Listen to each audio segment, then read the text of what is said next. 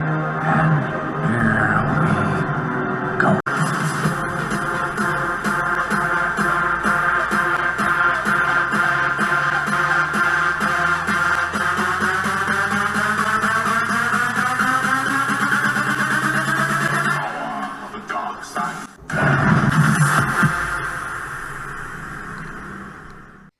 up, all my UX droids and Wookiees? It's Anna, also known as that Star Wars girl, and today I'm going to be talking about what the weirdos are losing their mind over about Star Wars today.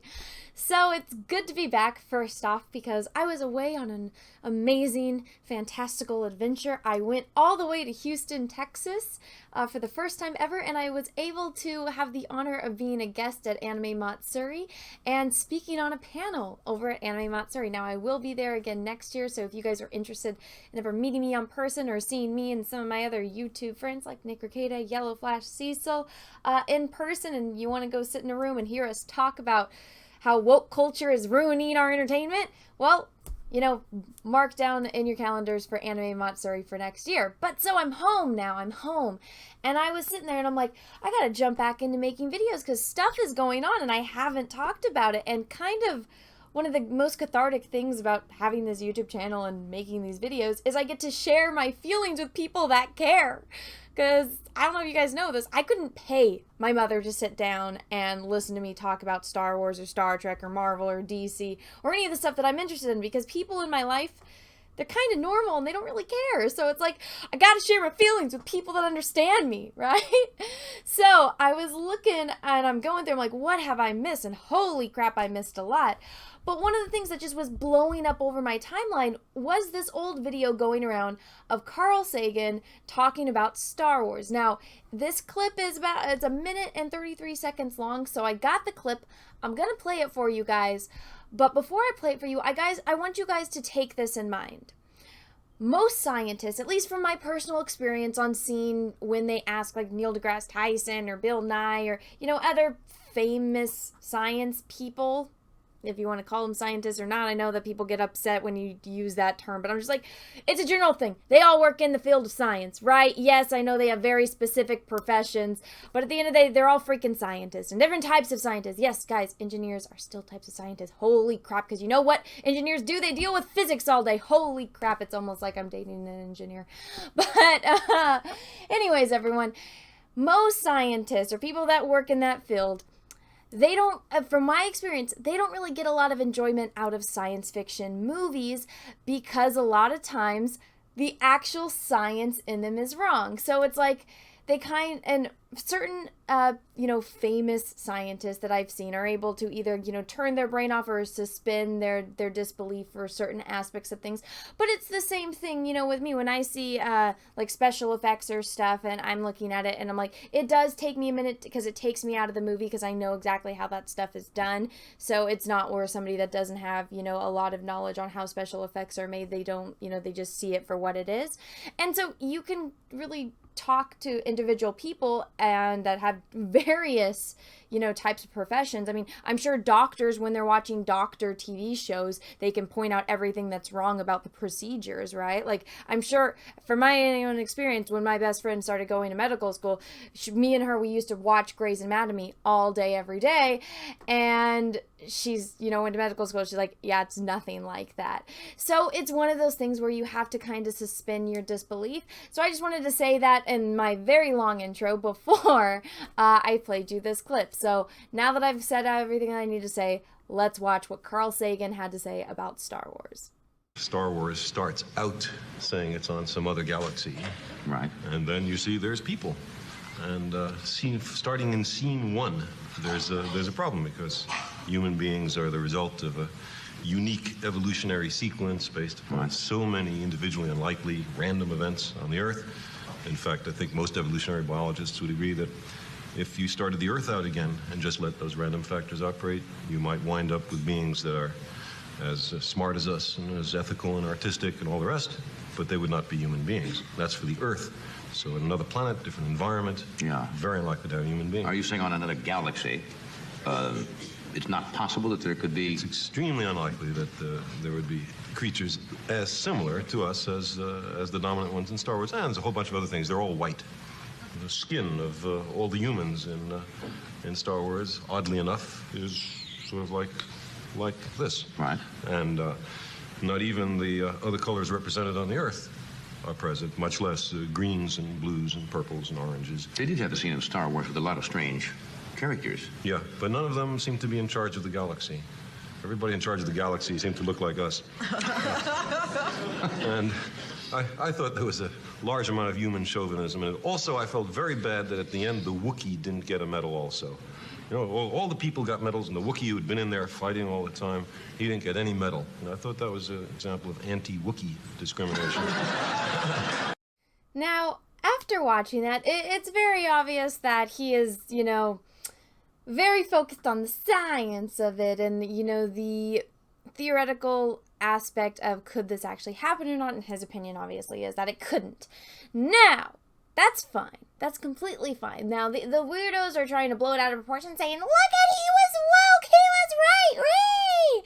George Lucas and the Empire and Star Wars are all racist, Ray! But me, being a Star Wars fan, and I'm like, it's okay, Carl. It's okay, dude. Loved your show, dude. Much, much respect. But I understand your critique, and I can answer all the questions that you presented. Now, let me just show you Exhibit A, because I did retweet this and I left a comment. I'll link the tweets down below if you guys would like to comment as well. Now, for those of you that don't know, George Lucas happened to go to school with another very well-known director. You guys might have heard of him. His name is Steven Spielberg. And when you have two of the most famous men in Hollywood that are currently alive, back in the day when they were best friends working on movies together, you might be able to play a little thing into another little thing, and it might, equate to this bigger universe, and that just is a convenient aspect of being best friends with another, very talented man. And so these two images right here are from the movie E.T., the Extraterrestrial, that movie, that kind of a little bit famous of a movie. And so in this movie, E.T. recognizes on Halloween, they take him out on Halloween, and he's dressed up in a sheet with the holes, he's the little ghost. Who does E.T. recognize? He recognizes Yoda, and he starts, going after Yoda. They're like, what are you doing? Leave the kid in the Yoda costume alone, right? And also, Elliot is playing with action figures from Star Wars. You have the Ithorian right there, and you have Greedo right there. So, Star Wars is obviously something in, Elliot's world, Elliot's universe. He's supposed to be in our universe too, and there are also other Easter eggs within other Steven Spielberg movies. But one of the and everyone caught, oh yeah, this is silly. He was only able to do it because George Lucas is his best friend, yada yada yada. And then the prequels came out, and who do we see in the prequels at the Senate? And so it's like, oh my God, mind fuck, Because all of the movies that Steven Spielberg does that have these little Easter eggs to Star Wars, like Indiana Jones, remember that one?